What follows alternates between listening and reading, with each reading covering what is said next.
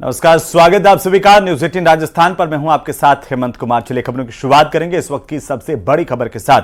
जयपुर से बड़ी खबर है, जहां पर बीजेपी की लोकसभा कार्य योजना की बैठक शुरू हो गई है। मुख्यमंत्री भजनलाल शर्मा इस बैठक में शामिल हो रहे हैं।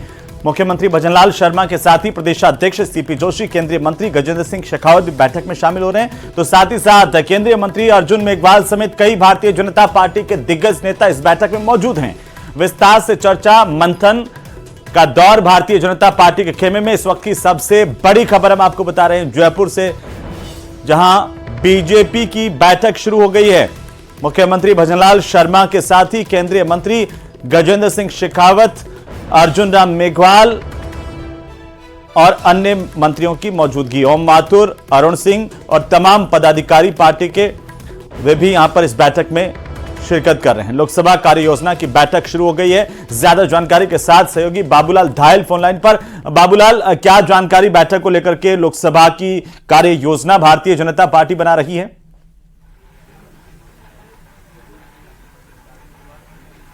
जी बिल्कुल, पूरी की पूरी सीटें जीतने पर बीजेपी का फोकस है और इस कड़ी में आज पहली बड़ी बैठक हो रही है, जिसमें जो बड़े नेता हैं पार्टी के वो मैराथन बैठक करेंगे। देर शाम तक ये बैठक चलने वाली है और इस बैठक के जरिए बीजेपी वो रोड मैप तैयार करेगी जो उसे एक बार फिर से 25 की 25 जो लोकसभा सीटें वो जिता सकता है।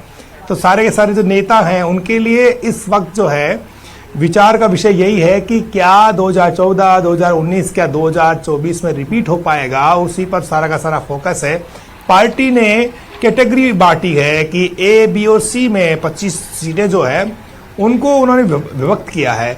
यानी कि जो ए ग्रेड की जो सीटें हैं उनमें कोई चुनौती पार्टी के सामने नहीं है, लेकिन जो बी ग्रेड है उसमें थोड़ी बहुत गुंजाइश कांग्रेस पार्टी की भी कहीं दिखाई पड़ती है पार्टी को। लेकिन सी कैटेगरी की जो सीट है उनमें उनको लगता है कि कड़ी चुनौती कांग्रेस पार्टी पेश कर सकती। तो ऐसी कोई 11 सीटें हैं जो इस वक्त बीजेपी के लिए परेशानी का सबब बन सकती है। हालांकि उनको लगता है कि कोई चुनौती आएगी नहीं सामने, लेकिन बीजेपी फूंक फूंक कर कदम रखना चाहती है, क्योंकि हाल ही का जो चुनाव का नतीजा आया उसमें बीजेपी को हार का सामना करना पड़ा कर्णपुर में। तो अब जो है वो सतर्क है, सावधान है और अब वो इस तरह की कोई गलती नहीं करना चाहती कि कोई भी सीट उसके हाथ से निकल जाए। इसलिए इस बार जो है बीजेपी ने पूरी तरह से एक्शन प्लान बनाने के लिए काम करना शुरू कर दिया। तमाम जो बड़े नेता हैं वो इस वक्त बैठक का हिस्सा हैं और उनके साथ में राय मशवरा चल रहा है। इस बैठक में राजेंद्र राठौड़ और सतीश पूनिया भी हैं, जिनका सियासी भविष्य क्या होगा, क्या उनको भी लोकसभा चुनाव पार्टी लड़ाने जा रही है, इस पर भी इस बैठक में जरूर बात होगी। क्योंकि चर्चाएं चल रही है पिछले कुछ दिनों से कि सतीश पूनिया को बीजेपी अजमेर लोकसभा सीट से चुनाव मैदान में उतार सकती है, तो राजेंद्र राठौड़ को राजसमंद भेजा जा सकता है। तो उन अटकलों पर क्या आज पार्टी के भीतर जो बड़े नेता बैठे हैं वो भी चर्चा करेंगे।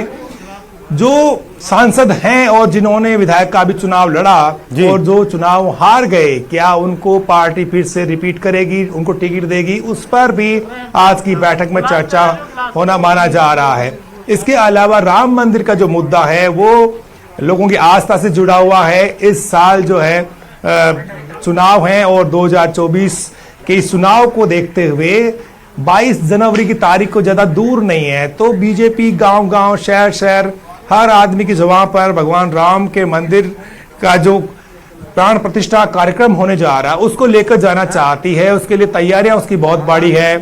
मंदिरों में वो दर्शन करा, मंदिरों में जो है हनुमान चालीसा के पाठ करा रही है। अभी अक्षत निमंत्रण चल रहा है। इसके अलावा जो शंख और जो घड़ियाल घंटे होते हैं ये बजाने तक का कार्यक्रम उसका है। तो ऐसी सूरत में वो हर आदमी को जोड़ लेना चाहती है अपने साथ में। हालांकि अपनी कोई राजनीतिक विचारधारा वो लोगों के ऊपर कहीं थोपती हुई नहीं दिखेगी, लेकिन ऐसे आयोजन करके वो क्रेडिट पूरा का पूरा लेना चाहती है कि भगवान राम के मंदिर के बनने का जो मार्ग प्रशस्त हुआ है उसमें सबसे बड़ा किरदार, सबसे बड़ी भूमिका बीजेपी की रही है।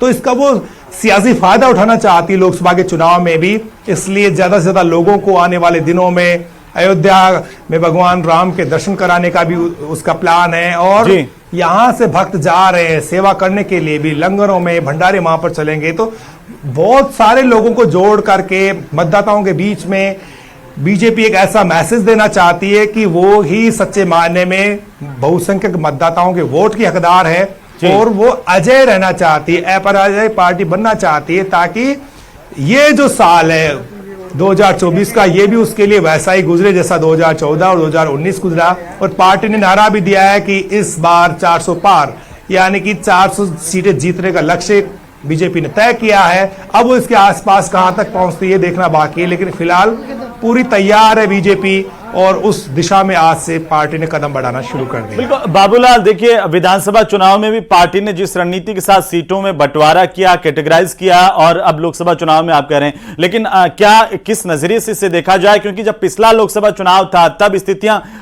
बीजेपी के अनुकूल यहां पर नहीं थी, क्योंकि सरकार अलग थी। अब डबल इंजन की सरकार है, लोगों की उम्मीदें ज्यादा है, तो क्या पार्टी अपनी रणनीति में कोई बदलाव यहां पर करती हुई नजर आ रही है? हनुमान बेनीवाल पिछली दफा उनके साथ थे, इस बार नागौर की सीट को लेकर के भी कई तरह के संशय हैं, सवाल हैं।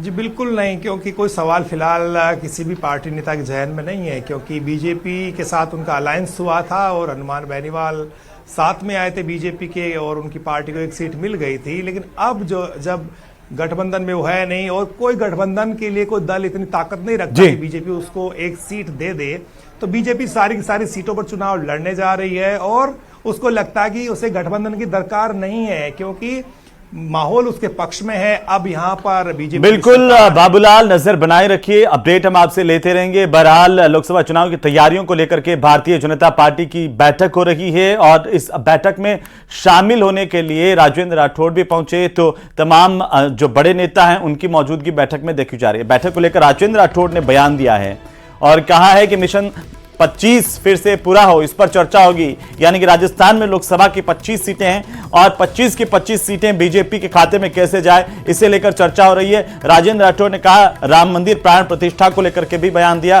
कहा सालों का संघर्ष अब मूर्त रूप ले रहा है। तो भारतीय जनता पार्टी के नेता राजेंद्र राठौड़ ने क्या कुछ कहा है वो आप सुनिए। लोकसभा में 25 की 25 सीटें राजस्थान फिर जीतेगा।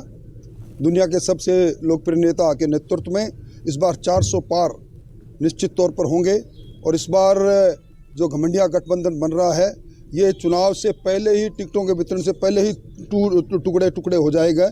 इनका मतभेद और मनभेद जल्दी सामने आ जाएगा। राठौड़ साहब, एक चर्चा और भी है राजसमंद में कि राठौड़ साहब चुनाव लड़ेंगे। नहीं, मैं पराजित हुआ व्यक्ति हूँ, मेरा कोई अधिकार नहीं कि मैं ये मांग करूँ मुझे कहीं चुनाव लड़े। पार्टी का जो भी आदेश होगा उसकी पालना करूँगा। मैं इसके बारे में कोई टिप्पणी करने का अधिकारी नहीं हूँ। तो चलिए आगे बढ़ेंगे और इसी बीच भरतपुर से बड़ी खबर है। बैंक में लूट की वारदात हुई है। बदमाशों ने दिन दहाड़े बैंक में लूट की वारदात को अंजाम दिया।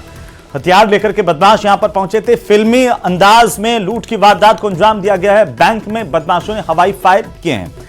बैंक लूट कर बदमाश मौके से फरार हो गए। पुलिस को जानकारी मिलने पर पुलिस मौके पर पहुंची है और अब इस पूरे लूट कांड की जांच पुलिस कर रही है। उद्योगनगर थाना इलाके में पीएनबी बैंक की घटना है। ज्यादा जानकारी के साथ सहयोगी दीपक पुरी भरतपुर से फोन लाइन पर हैं। दीपक, कैसे इस पूरी वारदात को अंजाम देकर के बदमाश मौके से फरार हो गए?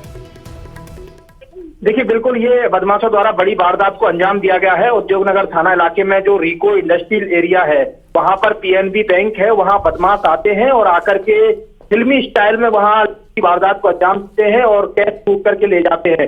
हवाई फायरिंग भी वो बैंक में अंदर करते हैं और उसके बाद आराम से फरार हो जाते हैं। घटना की सूचना के बाद पुलिस जाब्ता बड़ी संख्या में मौके पर पहुंचा है और पूरे मामले की अब जांच कर रही है। चारों तरफ से पुलिस ने नाकाबंदी कराई है। एफएसएल टीम है वो वहां पर पहुंची है। साथ ही उसके साथ साथ जो आसपास के सीसीटीवी कैमरे हैं उनको भी चेक किया जा रहा है कि बदमाश किधर की तरफ भागे, जिससे कि उनको पकड़ा जा सके। हालांकि जिले में एसपीडी की नाकाबंदी चारों तरफ कराई गई है। है उनको भी नाकाबंदी के जो आदेश निर्देश है वो दिए गए, जिससे कि बदमाश दूसरे जिलों की तरफ भागे हों तो उनको आसानी से बिल्कुल दीपक, नजर बनाए रखिए, अपडेट लेते रहेंगे। फिलहाल बहुत शुक्रिया तमाम जानकारी के लिए। तो बड़ी लूट की वारदात को अंजाम दिया गया बदमाशों की ओर से और इसके बाद बदमाश मौके से फरार हो गए। तो वहीं केंद्रीय मंत्री अश्विनी वैष्णव 2 दिन के जयपुर के दौरे पर हैं। आज उन्होंने सबसे पहले गोविंद देव जी मंदिर में पहुंचकर पूजा अर्चना की है। इसके बाद उन्होंने जयपुर के स्टेशन के पुनर्विकास कार्य का निरीक्षण किया और इसके बाद उन्होंने सांगानेर रेलवे स्टेशन का भी जायजा लिया है। इस दौरान उन्होंने बड़ा ऐलान किया और कहा है कि जयपुर जंक्शन को वर्ल्ड क्लास स्टेशन बनाया जाएगा। इसके साथ ही सांगानेर स्टेशन को भी अमृत भारत योजना में शामिल किया गया है। इस तरीके से अब राजस्थान में कुल 84 स्टेशन ऐसे हैं जिन्हें अमृत भारत योजना में शामिल किया गया है और उनका पुनरुद्धार किया जा रहा है। अलग अंदाज में, नए अंदाज में उनको विकसित किया जा रहा है। 3 अलग अलग तस्वीरें हैं रेल मंत्री के जयपुर दौरे को लेकर के, जब वे जायजा लेने के लिए पहुंचे थे और इसके बाद की जो तस्वीर है गोविंद देव जी मंदिर में विशेष पूजा अर्चना की तस्वीर और फिर सांगानेर स्टेशन का जायजा लेने के लिए केंद्रीय जो मंत्री हैं रेल मंत्री अश्विनी वैष्णव वे पहुंचे। उनके साथ जयपुर सांसद रामचरण बोहरा और अन्य जनप्रतिनिधि भी मौजूद रहे। तो वर्ल्ड क्लास स्टेशन बनाने का ऐलान रेल मंत्री की तरफ से किया गया है। जो केंद्रीय जंक्शन है जयपुर का उसको वर्ल्ड क्लास स्टेशन बनाया जाएगा। इसके साथ साथ जो सांगानेर स्टेशन है उसका भी पुनरुद्धार होगा। गांधीनगर रेलवे स्टेशन का पहले से ही पुनरुद्धार किया जा चुका है और अब जयपुर का जो मेन जंक्शन है उस पर पूरा का पूरा फोकस है। रेल मंत्रालय का खुद रेल मंत्री ने कार्यों का जायजा लिया है, निरीक्षण किया है। सांगानेर में भी जो कार्य चल रहे हैं उनका भी जायजा लेने के लिए रेल मंत्री अश्विनी वैष्णव पहुंचे थे। और बीच की तस्वीर में देखिए भगवान गोविंद देव जी के मंदिर में पहुंचे, विशेष पूजा अर्चना की। गोविंद देव जी जयपुर के आराध्य माने जाते हैं और उनके दर्शनों के साथ अपने दौरे की उन्होंने शुरुआत की है। माननीय प्रधानमंत्री श्री नरेंद्र मोदी जी के विजन में रेलवे और रेलवे स्टेशनों को एक तरीके से पूरी तरह से कायाकल्प किया जा रहा है। पूरी तरह से एक वर्ल्ड क्लास बनाने का अभियान चल रहा है। अगर आप देखेंगे इस स्टेशन में अभी आपने देखा करीब एक बहुत बड़ा अंडरग्राउंड बेसमेंट पार्किंग की फैसिलिटी है। फिर इतना विशाल एरिया निकला जिसमें आराम से पैसेंजर्स आने जाने में कोई दिक्कत ना हो। फिर एक शानदार हेरिटेज लुक के साथ बिल्डिंग बन रही है। सांगानेर में जिस तरह का अपना काम है दुनिया भर में जीआई टैग रंगाई छपाई का जो काम है उस प्रसिद्ध जगह के रेलवे स्टेशन को वर्ल्ड क्लास बनाने का काम हाथ में लेना चाहिए। तो बहुत खुशी की बात है कि सांगानेर स्टेशन को भी अमृत भारत स्टेशन स्कीम में शामिल करके वर्ल्ड क्लास बनाया जाए।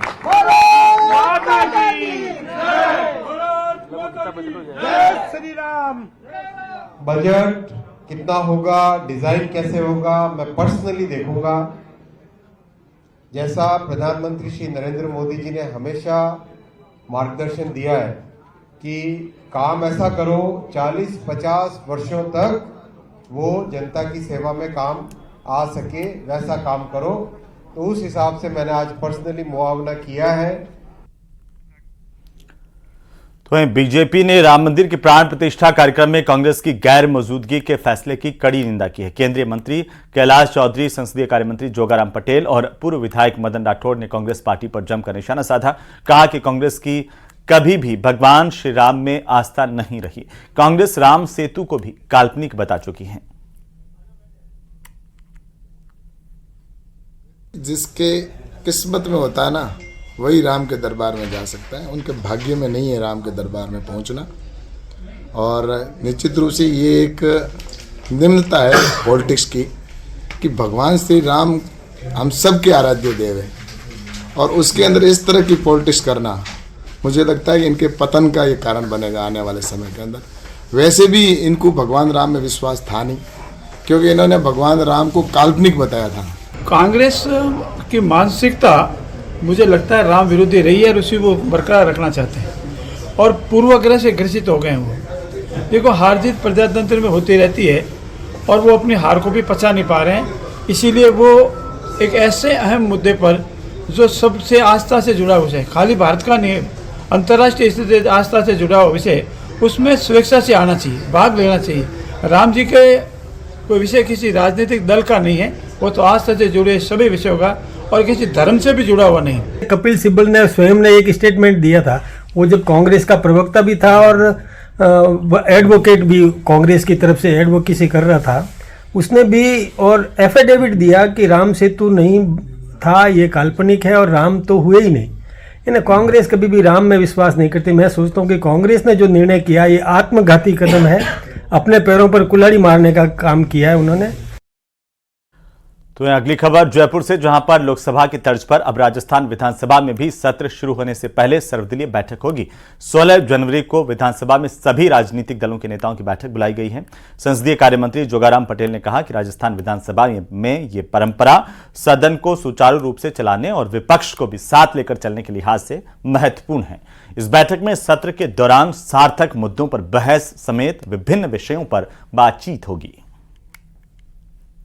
पार्लियामेंट में एक परंपरा है, सर्वदलीय बैठक बुलाई जाती है। जब भी विधानसभा का सत्र आहूत होता है तो हम सब ने बैठ के विचार किया कि क्यों नहीं हमारे भी प्रतिपक्ष के जितने भी हमारे माननीय सदस्यगण हैं, नेतागण हैं, उनको भी बुला करके हमारा सदन शांति से चले, मुद्दों पर गहनता से विचार हो और राजस्थान जनता के हित में महत्वपूर्ण निर्णय लिए जावे। इसीलिए माननीय स्पीकर महोदय ने ये निर्णय लिया कि हम सब की प्रतिपक्ष के जितने भी माननीय सदस्य हैं, जो उनके नेतागण हैं राजनीतिक दलों के, उनको बुला करके विचार विमर्श करें। तो वहीं प्रदेश का कोटा रेलवे स्टेशन विश्व स्तरीय होने के साथ साथ एयरपोर्ट की तर्ज पर तैयार किया जा रहा है। कोटा रेलवे स्टेशन के साथ डकनिया रेलवे स्टेशन के दिन भी बदलने वाले हैं। 400 करोड़ की लागत से दोनों रेलवे स्टेशन के कायाकल्प को सुचारू तरीके से अंजाम दिया जा रहा है और लोकसभा स्पीकर ओम बिरला ने रेलवे के अधिकारियों के साथ दोनों रेलवे स्टेशन का निरीक्षण किया है। बारीकी से पूरे विकास कार्यों को लोकसभा स्पीकर ने देखा है। इस दौरान स्टेशन पर काम कर रहे मजदूरों, यात्रियों से भी ओम बिरला ने बातचीत की है। ओम बिरला ने न्यूज 18 राजस्थान से भी इस मौके पर खास बातचीत की। क्या कुछ कहा, सुनिए। कोटा के रेलवे स्टेशन होंगे विश्व स्तरीय। कोटा के डकनिया से लेकर के और कोटा रेलवे स्टेशन को विश्व स्तरीय रेलवे स्टेशन की तर्ज पर तैयार किया जा रहा है। लोकसभा स्पीकर ओम बिरला सर डकनिया का निरीक्षण किया, कोटा रेलवे स्टेशन पूरी तरह से बदल जाएंगे। इस स्टेशन को वर्ल्ड क्लास रेलवे स्टेशन बनाने के लिए प्रधानमंत्री नरेंद्र मोदी जी ने एक सपना देखा था जो आज पूरा हो रहा है। हम कई सालों से वर्ल्ड रेलवे स्टेशन की बात करते थे, लेकिन मोदी जी ने कोटा में नहीं पूरे देश के अंदर 1200 से ज़्यादा स्टेशन बनाने की योजना बनाई और भविष्य में इस यात्री रेलवे स्टेशन पर गरीब से गरीब व्यक्ति को भी, आम यात्री को भी सुविधाएं मिलेगी, दिव्यांग जनों को सुविधाएं मिलेगी। और उसके साथ मुझे अभी एक यात्री मिला था, उसने कहा कि गर्भवती महिलाओं को सीढ़ियां चढ़ने में बहुत दिक्कत आती है, एक्सीलेटर होंगे, लिफ्ट होगी, ताकि बुजुर्ग व्यक्ति, गर्भवती महिलाएं, अन्य व्यक्ति जो सामान्य सीढ़ी पे चढ़ने में दिक्कत आती है, कई बार आप देखते होंगे बड़े सामान लेकर लोगों को जाना आना पड़ता है, उसके लिए भी एक बेहतरीन सुविधा होगी। यात्री आएंगे तो उनको ठहरने की व्यवस्था होगी, बैठने की व्यवस्था होगी, रेस्टोरेंट होंगे, बच्चों के खेल के मनोरंजन के संसाधन होंगे। कब तक तैयार हो जाएगा, सब अधिकारियों को क्या निर्देश दिए? जनवरी 2025, फरवरी, मार्च, अप्रैल तक पूरा हो पाएगा, क्योंकि जो मूल स्टेशन है उसमें काम करने में बहुत दिक्कतें आती हैं, इसलिए थोड़ा बहुत समय लगेगा, लेकिन कोशिश है कि अप्रैल 25 तक ये पूरा हो जाए।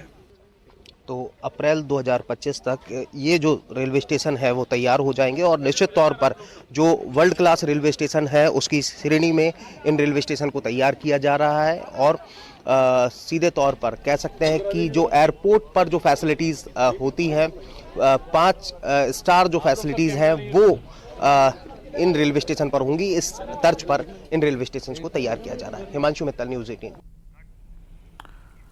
तो बीजेपी ने राम मंदिर की प्राण प्रतिष्ठा कार्यक्रम में कांग्रेस की गैर मौजूदगी के फैसले की कड़ी निंदा की है। केंद्रीय मंत्री कैलाश चौधरी, संसदीय कार्य मंत्री जोगाराम पटेल और पूर्व विधायक मदन राठौड़ ने कहा कि कांग्रेस की कभी भी भगवान श्री राम में आस्था नहीं रही। पार्टी राम सेतु को भी काल्पनिक बता चुकी है। राम मंदिर के आंदोलनों में कांग्रेस कहीं दिखाई नहीं दी। अब उनके नेताओं का मंदिर की प्राण प्रतिष्ठा में नहीं जाना यह साबित करता है कि वे सिर्फ मुस्लिम वोट बैंक की चिंता करती है, न कि समग्र हिंदू समाज की। कांग्रेस की यही सोच उसके पतन का कारण बनेगी।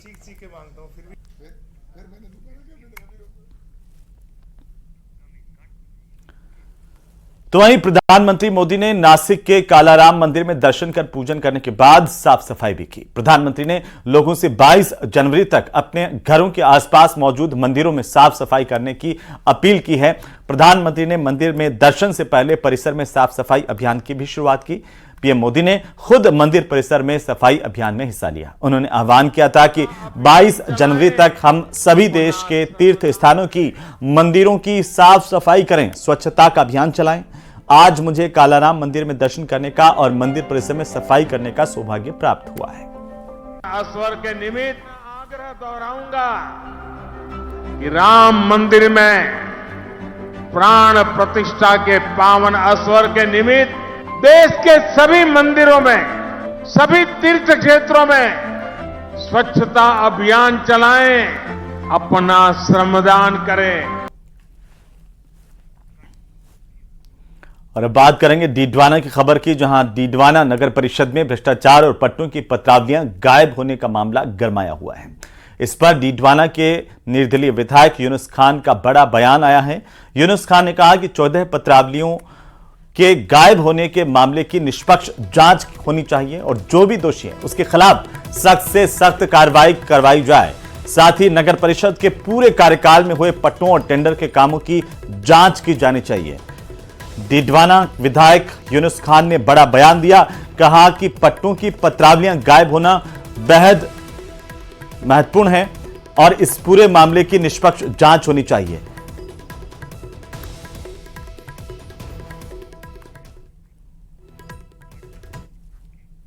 और इसी के साथ ही इस बुलेटिन में फिलहाल इतना ही। आप देखते रहिए न्यूज़ 18 राजस्थान। नमस्कार।